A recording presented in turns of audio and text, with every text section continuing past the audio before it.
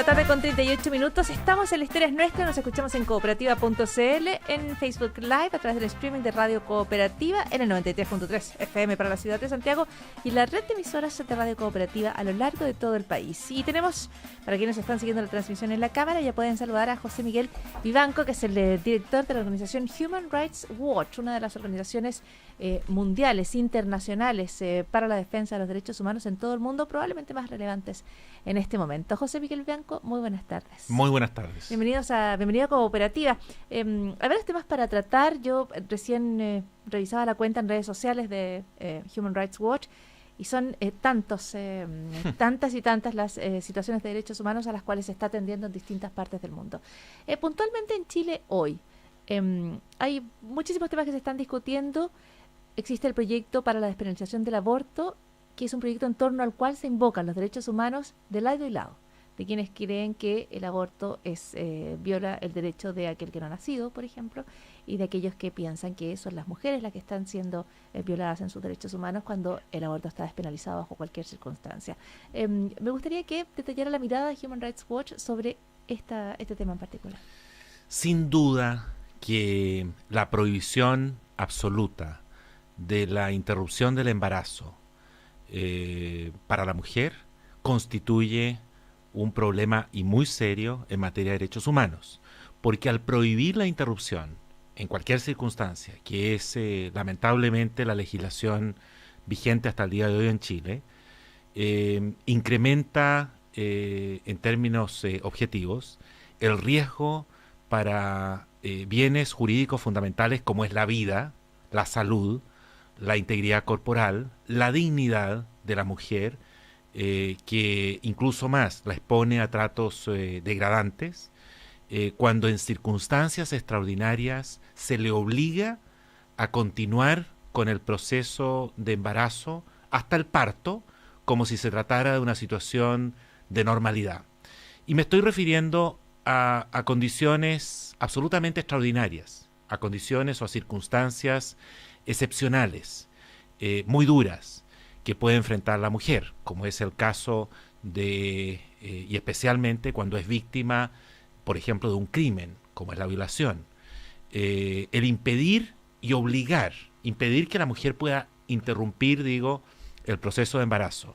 Y al contrario, obligarla, el Estado, sobre la base de la amenaza de una pena privativa de la libertad, es decir, la prisión, de continuar adelante con el proceso de embarazo hasta su conclusión final, que es el parto, sí constituye una obligación que se traduce en una imposición ilegítima, porque vulnera la dignidad propia de la mujer. José Miguel, una pausa aquí. Cuando me planteas este acerto, nos estamos refiriendo a una cuestión que es consenso internacional, nos estamos refiriendo a la postura de Human Rights Watch y de otras organizaciones internacionales.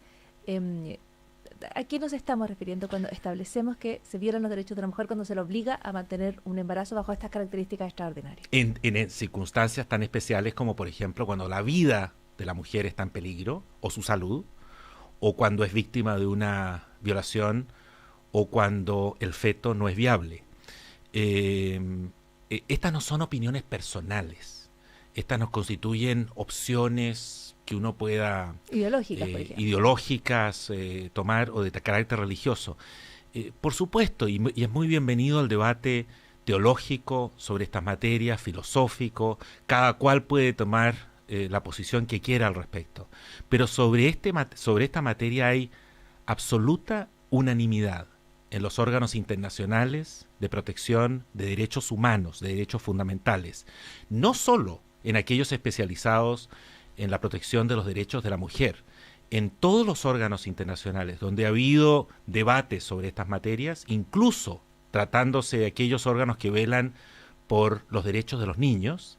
El consenso universal es que no se puede prohibir en términos absolutos el aborto, es decir, la interrupción del embarazo, en circunstancias tan extremas como estas, porque colocan a la mujer ante una carga, ante un deber absolutamente insoportable, abrumador. una carga que no resulta proporcional y la transforma en una obligación ilegítima, exigiéndole una conducta que no es exigible a ningún ciudadano en una sociedad democrática. Insisto, cuando se trata de estas circunstancias que son absolutamente excepcionales, como es la vida, la salud, la inviabilidad del feto o el embarazo, que es producto de una violación. José Miguel, y haciendo un poco de historia, ¿en qué momento se alcanza este consenso? Porque recordábamos hace poco, por ejemplo, la lucha que se da en Francia de parte de una sobreviviente del Holocausto, de los campos de concentración, para aprobar la interrupción del embarazo. ¿En qué momento en que se forma este consenso respecto a que la exigencia de la mujer de llevar adelante el embarazo contra la amenaza de prisión, bajo estas circunstancias extraordinarias que tú has puntualizado y que son las que incluye la ley chilena, ¿en qué momento se considera que eso es una violación a sus derechos humanos, más o menos? Los casos que se han ido desarrollando, tanto a nivel internacional como también en derecho interno en algunos países, yo diría, que son referentes para Chile en Europa. Estoy pensando especialmente en el Reino Unido, en Alemania, pero también, y por cierto, ante los órganos internacionales de protección de derechos humanos, es un consenso que se ha ido desarrollando en función de casos que se han ido planteando a partir, yo te diría, de la década de los 80 en adelante. El derecho internacional en materia de derechos humanos es un derecho que va evolucionando poco a poco. No había en los 70, ni siquiera diría en los 80, consensos respecto de, por ejemplo, las amnistías, ¿no? Y se contemplaba ese recurso, ¿no? Estoy haciendo un paralelo con una materia donde no había claridad si era posible amnistiar incluso crímenes de guerra o de lesa humanidad. Yo recuerdo que tuve el privilegio de litigar el primer caso ante la Corte Interamericana de Derechos Humanos en los 80s sobre desapariciones forzadas. Y el gobierno al que demandamos, en esa época donde yo me desempeñaba como integrante del equipo jurídico de la Comisión Interamericana de Derechos Humanos, sostenía que no estaba tipificado el delito de desaparición forzada. Es decir, no existía a nivel internacional un cuerpo jurídico que estableciera que era un crimen desaparecer a una persona. Y lo cierto es que formalmente tenía razón el gobierno. No había una especificación, una definición de lo que era la desaparición. Sí había de tortura, sí había respecto de ejecuciones extrajudiciales, pero no desaparición. Gracias a ese litigio, justamente, es que se fue formando un concepto que hoy día ya es universal en estas materias. Así es como poco a poco va evolucionando la protección internacional en materia de derechos humanos. Y lo mismo pasa en el tema de la despenalización del aborto. Exactamente lo mismo, y te digo algo más, Paula, que es muy importante dejar constancia. Muchas de las constituciones en materia de interrupción del embarazo, de aborto, son similares a las chilenas. Sí, es la pregunta a la que quiero ir, porque efectivamente, tal como se está dando la votación en el Congreso, de aprobarse, y es lo que ya ha dicho la oposición, este tema se va a ir al Tribunal Constitucional. Y allí se enfrenta a una constitución que protege la vida del que está por nacer. Del feto. Del feto. ¿De qué manera nos enfrenta eso a una solución posible para la despenalización del aborto, o lo lleva inevitablemente a echar por tierra toda la legislación? Esa circunstancia no es distinta de la que presenta la Constitución alemana, por ejemplo, que protege, y te lo digo literalmente, la vida desde la concepción. Y sin embargo, el Tribunal Constitucional alemán ha establecido desde la década de los 80 que eso, digamos, la protección de la vida desde la concepción es perfectamente compatible con la autorización en circunstancias extraordinarias, como estas tres causales, justamente las que se acaban de aprobar por parte del Parlamento chileno, cuando la vida de la madre está en peligro, cuando es producto del embarazo de una violación o cuando el feto no es viable. En esas circunstancias específicas, el Tribunal Constitucional alemán ha establecido que no es posible imponerle una carga, como decía antes, abrumadora, una carga que no es proporcional y una exigencia que va contra la dignidad de la mujer, porque ha sido esta circunstancia extraordinaria, no puede exigirle una conducta distinta, una conducta que no es exigible a ningún ciudadano en una sociedad democrática. De tal modo que Es posible, Paula, perfectamente, sin modificar la Constitución política, sin alterar el texto de la Constitución política en Chile, tal a cual ha ocurrido en importantes potencias europeas, mantener ese lenguaje, pero entender que eso es perfectamente compatible con las 3 excepciones que se han aprobado por parte del Parlamento, como ocurre en muchas partes de Europa. De hecho, en Irlanda, hace cuestión de 2 años, uno de los países que yo diría que es el símbolo del catolicismo europeo, la Suprema Corte irlandesa aprobó precisamente y refrendó una legislación que le parecía en materia específicamente de violación que era necesario y era una exigencia de carácter constitucional el ajustar, el entender que la legislación interna debería facilitar y permitir y legalizar la interrupción del embarazo tratándose de un crimen como es la mujer que sufre una violación. ¿Y cómo se hace eso, Juli? O sea, ¿cómo se logra armonizar los dos principios? Lo que tú haces es plantear una excepción porque lo que se discute es entonces el derecho a la vida no está cautelado bajo todas circunstancias, sino que admite excepciones.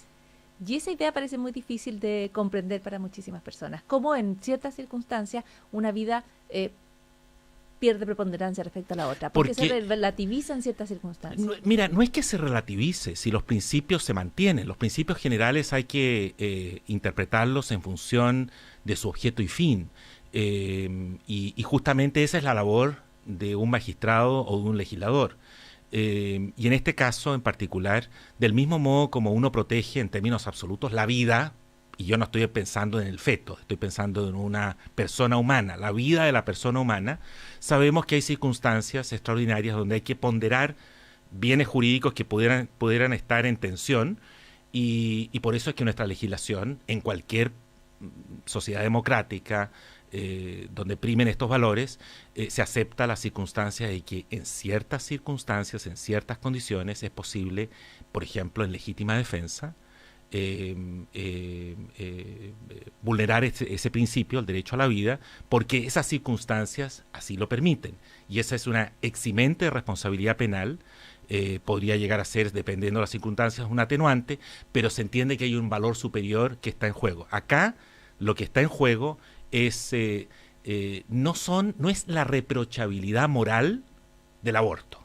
Acá lo que está en juego y la gran pregunta es ¿cuál es la política pública desde el punto de vista de salud pública y desde el punto de vista de derechos fundamentales que un Estado democrático está dispuesto a impulsar para abordar circunstancias tan especiales, tan extraordinarias y tan duras como aquellas donde la mujer se encuentra expuesta especialmente cuando se encuentra expuesta a un crimen como es la violación, donde la mujer no pudo disponer de su autonomía en primera instancia porque fue víctima de una violación y luego el Estado es el que por segunda vez la revictimiza y la obliga a concluir el proceso de embarazo como si se tratara de un proceso normal. José Miguel, nos queda un minuto, pero solo para aclarar, ¿tú crees que la despenalización del aborto en 3 causales, tal como está planteada en el proyecto actual, es compatible con la Constitución chilena tal como existe en este momento? Perfectamente, porque sigue la misma ruta que ha seguido esta discusión en importantes países europeos donde se ha mantenido, insisto, el lenguaje de protección del feto desde la concepción, pero al mismo tiempo se entiende que hay ciertas causales, ciertas circunstancias que son extraordinarias que obligan a autorizar la interrupción del embarazo para la mujer. Y no solo eso, no solo es compatible con el texto constitucional actual, sino también acerca a Chile a los estándares internacionales porque Chile ha sido objeto de condenas y de reparos por parte de órganos especializados en la protección internacional de los derechos humanos, justamente por esta prohibición absoluta del aborto para la mujer chilena. Claro, en la cual Chile es uno de los pocos países en esta situación. José Miguel Vivanco, muchísimas gracias por la entrevista esta tarde. Al contrario, un placer. Buenas tardes. José Miguel Vivanco es el director de la Organización Internacional de Derechos Humanos Human Rights Watch. Despedimos el programa, le agradecemos a Ricardo Ángel la puesta al aire, a Raúl Gutiérrez la producción, quien les habla en la edición. Soy Paula Molina y como siempre, muchísimas gracias por escuchar. Fue